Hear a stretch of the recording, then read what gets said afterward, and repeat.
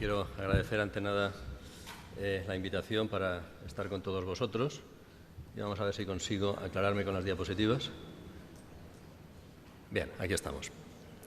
La historia de la detección de FA mediante dispositivos implantables comienza, como es lógico, con la aparición de dispositivos implantables que son capaces de detectar la FA.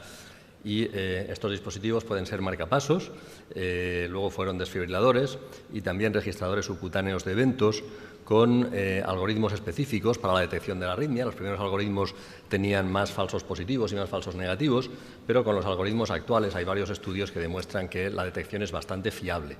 De modo que vamos a dar por asumido que cuando estos dispositivos registran fibrilación auricular y sobre todo cuando hay un control por parte del cardiólogo después de los trazados para confirmar que esa detección es correcta, pues la fiabilidad de estos dispositivos es muy alta. Desde que empezamos a utilizarlos, nos dimos cuenta de que había una discordancia que podía ser importante en muchos pacientes entre la clínica de fibrilación auricular y la fibrilación auricular real. Es decir, muchos pacientes tienen, como en este que se presenta aquí, muchos episodios a lo largo del tiempo y, sin embargo, sintomáticamente el paciente solo ha notado los episodios que están aquí marcados con una línea pequeña. Es decir, hay mucha fibrilación auricular subclínica o asintomática. Y viceversa. También hay muchos síntomas que el paciente atribuye o puede atribuir a la fibrilación auricular, como palpitaciones o como disnea o como mareos, etcétera, que en un porcentaje de casos no despreciable no tienen que ver con la aparición de una arritmia o de una fibrilación auricular en ese momento. De manera que los síntomas no son demasiado fiables para el diagnóstico o para la detección de fibrilación auricular.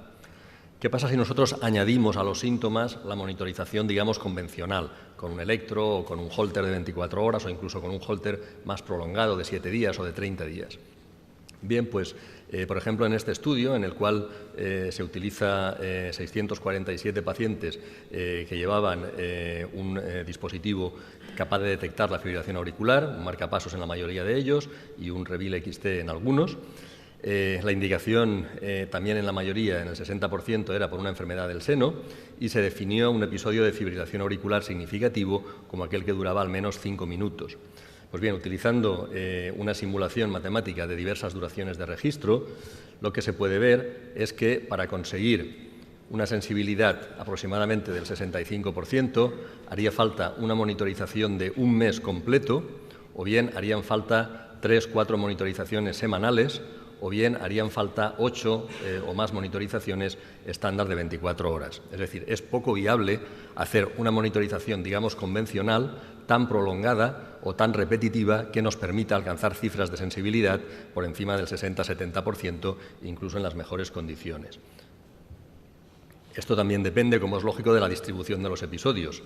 En la línea negra tenemos los pacientes que tienen una densidad más homogénea, más lineal de episodios, y en ellos la ventaja que se obtiene con la monitorización continua, tanto respecto a 7 días como respecto a 30 días, pues no es muy alta. Sin embargo, hay pacientes que tienen los episodios muy agrupados en clústeres y tienen épocas con mucha densidad y épocas con poca densidad, y en ellos la monitorización prolongada multiplica enormemente la posibilidad de detectar fibrilación auricular cuando se compara con la monitorización convencional. Por lo tanto, llegamos a una imagen en la cual sabemos que hay una carga más o menos importante de fibrilación auricular. De esta carga solo una parte va a ser sintomática y a su vez va a haber síntomas que van a estar fuera de este espectro de fibrilación auricular y solo una pequeña cantidad de esta carga de fibrilación auricular podemos detectarla por la monitorización convencional. Ahora bien, nosotros con los tratamientos antiarrítmicos y con la ablación sabemos que podemos modificar los síntomas del paciente. Buscamos fundamentalmente mejorar la calidad de vida. No hemos demostrado mejorar morbilidad ni sobre todo mortalidad. Entonces, ¿por qué preocuparnos del resto de la carga de fibrilación auricular que no afecta sintomáticamente al paciente?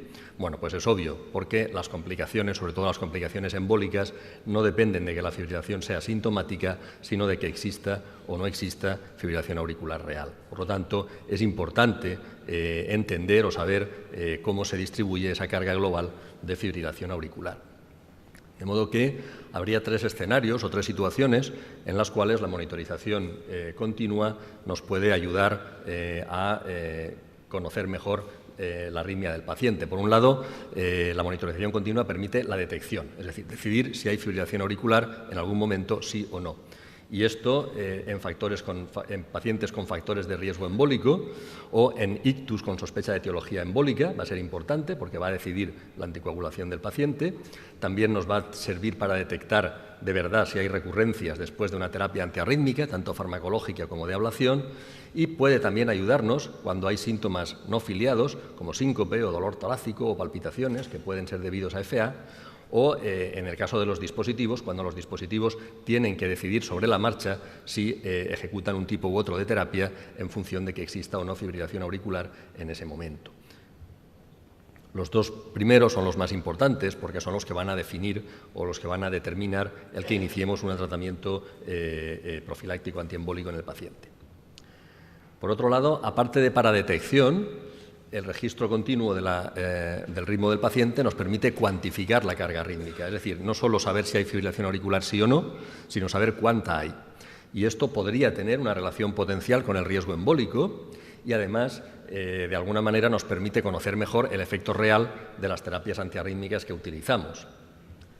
Y finalmente, el registro continuo del ritmo del paciente y de los episodios de fibrilación auricular tiene todo un campo de futuro en el tema de investigación. Nos va a aportar mucho más datos para el conocimiento de la fisiopatología de la fibrilación auricular, puesto que nos permite, por ejemplo, obtener información sobre el inicio y terminación de los episodios, nos permite detectar otras arritmias auriculares, etc. Iremos viendo cada uno de estos elementos por separado. En primer lugar, en cuanto a la detección de fibrilación auricular, se utiliza básicamente en 2-3 escenarios. El primero es después de una ablación de fibrilación auricular. En este sentido, se han hecho varios estudios, este es uno de ellos, es el estudio DISCERN, en el cual 50 pacientes con fibrilación auricular sintomática recibieron de forma prospectiva un registrador de eventos subcutáneo desde 3 meses antes de la ablación hasta 18 meses después de la ablación.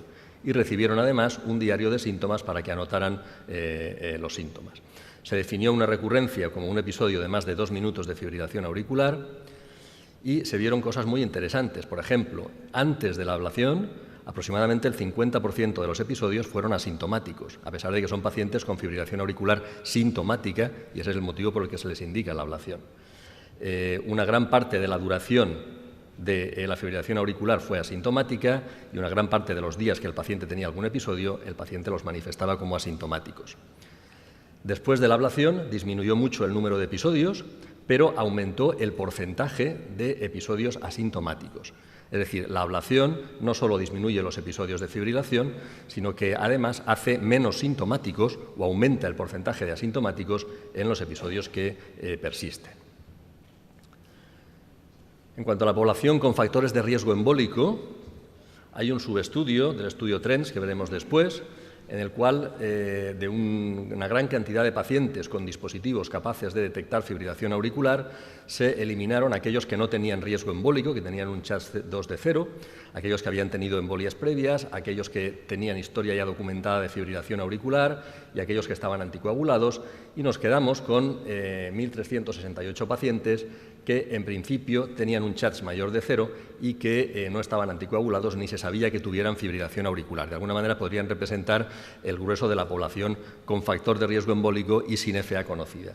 En estos pacientes, tanto en los que tenían CHADS-2 de 1 como 2 como mayor de 2, se observó que la fibrilación auricular no detectada previamente oscilaba alrededor del 30% de incidencia en estos pacientes. Es decir, el 30% de pacientes con factores de riesgo embólico y sin FA conocida probablemente están teniendo episodios subclínicos de fibrilación auricular.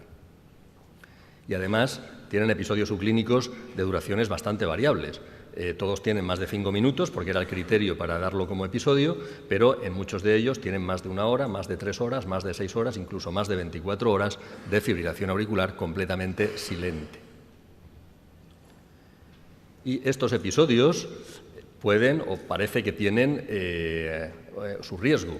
De hecho, hay un estudio en el que a más de 2.000 pacientes con más de 65 años, con hipertensión y sin historia de fibrilación auricular, que eran portadores de marcapasos o desfibrilador capaces de detectar FA subclínica, se observó que utilizando el criterio de episodio de 6 minutos al menos a 190 latidos por minuto como criterio de FA y en un seguimiento de 2,5 años, aquellos pacientes que tenían arritmias auriculares subclínicas con ese criterio, que eran 261, tenían un índice de eventos de ictus o de embolismo sistémico que era muy superior al doble de los pacientes que no lo tenían. Es decir, que son pacientes que, aunque la fibrilación auricular sea asintomática, eso no implica que no tenga un riesgo embólico asociado. Además, en este estudio se vio que muy pocos de estos pacientes desarrollaban fibrilación auricular sintomática o clínica durante el seguimiento. La mayoría van a pasar desapercibidos si no se hace una monitorización continua de fibrilación auricular. Especialmente el subgrupo de pacientes con un CHADS más mayor de un CHADS 2 mayor de 2, era aquel en el cual la determinación del riesgo de embolías era mayor cuando tenían este tipo de arritmias subclínicas. Bien, una población muy interesante es aquella que tiene un ictus criptogénico, un ictus isquémico que no se encuentra, después de hacer un estudio completo neurológico, no se encuentra causa de este ictus. Algunos de ellos se sospecha que pueden ser embólicos y algunos de ellos pueden ser debidos a fibrilación auricular intermitente. Hay algún estudio reciente sobre esto. Por ejemplo, en este estudio, con 50 pacientes que tenían un ictus de este tipo, se encontró, haciendo una monitorización continuada, que la fibrilación auricular se detectaba en 13 casos, es decir, en un 25%.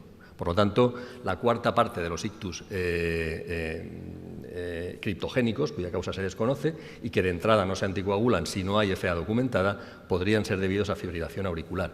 Y además hay fibrilación auricular detectada muy tardíamente con respecto al ictus. Algunos se detectan pronto, pero la mayoría se detectan semanas o meses después de haber ocurrido el ictus. Como criterios de mayor riesgo en este sentido, la edad salía significativa, los pacientes mayores tenían más posibilidad de tener fibrilación auricular cuando tienen un ictus criptogénico, el grado de CHADS también, aunque en otras series esto no es así, los pacientes que tenían más extrasístoles auriculares eran más propensos a detectarse fibrilación auricular, los que tenían una aurícula izquierda mayor y los que tenían un bloqueo en la conducción intraauricular. Si nosotros comparamos la detección con monitorización, digamos, convencional, con la detección con monitorización continua, en esta otra serie se obtuvo un 17% de resultados positivos, mientras que con la convencional solamente un 1,7% de pacientes hubieran sido detectados. Por lo que respecta a la fibrilación auricular como posible causa de síntomas no filiados o de síntomas atípicos, hay muy pocos datos en la literatura. En las series que hay de síncope no filiado en las que se implanta un registrador subcutáneo, la verdad es que la fibrilación auricular parece que tiene poca relevancia, por lo tanto no parece una causa importante en este grupo de pacientes, y en los pacientes con palpitaciones o con dolor torácico hay muy poco hecho.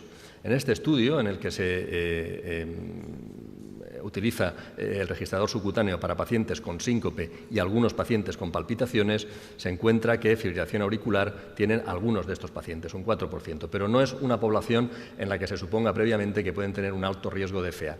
Por lo tanto, pacientes con esta situación inicial de posible alto riesgo y que tengan palpitaciones o dolores torácicos no están estudiados en la literatura y pueden ser un grupo interesante para este tipo de monitorización. Pasando a la cuantificación de la carga de fibrilación auricular, podría tener una relación con el riesgo embólico, es decir, podría ser que los pacientes que tienen más carga de fibrilación tengan más riesgo embólico y, por lo tanto, haya que ser más estrictos a la hora de anticoagularlos. Bien, para esto hay algún estudio, como el estudio TRENDS, en el cual se definía la carga de fibrilación auricular en periodos de 30 días, y en cada periodo se definía la carga como el número máximo de horas de fibrilación auricular que el paciente había presentado durante algún día de ese mes. Por ejemplo, en el caso 1 sería 0, en el caso 2 pues sería 5 aproximadamente y en el caso 3 pues sería 12 en este paciente. Y lo que se hizo fue comparar ese criterio cuantitativo, digamos, o semicuantitativo de carga de fibrilación auricular con el riesgo embólico. Lo que se vio es que los pacientes que tenían no tenían fibrilación auricular intermitente o aquellos que tenían una baja carga tenían un riesgo embólico menor, aunque si se separaban los TIAs ese riesgo ya se multiplicaba por 2 en los pacientes que tenían una carga baja, y en los pacientes que tenían una alta carga de fibrilación auricular el riesgo se volvía a multiplicar con respecto a lo anterior. Es decir, que parece que de alguna manera existe una cierta tendencia a que los pacientes con más carga de fibrilación tengan más incidencia de embolismos. De hecho, corrigiendo por otras variables y por la terapia anticoagulante, los que tenían baja carga y carga cero tenían un riesgo similar y, sin embargo, los que tenían alta carga tenían un riesgo más que duplicado. Sin embargo, esto es mucho más complejo.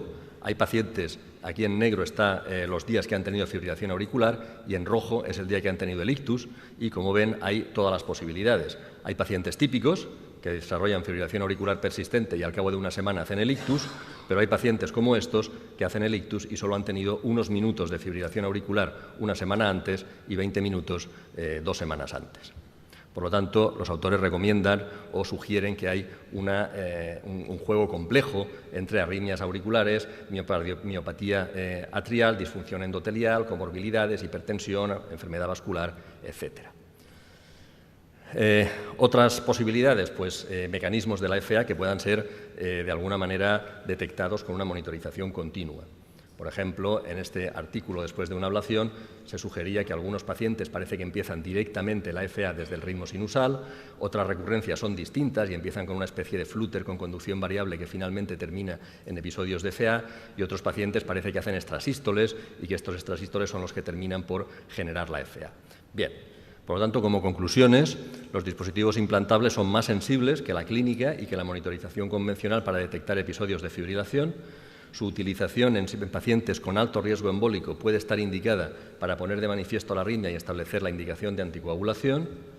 Constituyen el gold estándar para evaluar la eficacia de los tratamientos antiarrítmicos, tanto farmacológicos como no farmacológicos, y permiten un mejor conocimiento de las características de los episodios de fibrilación auricular. Muchas gracias.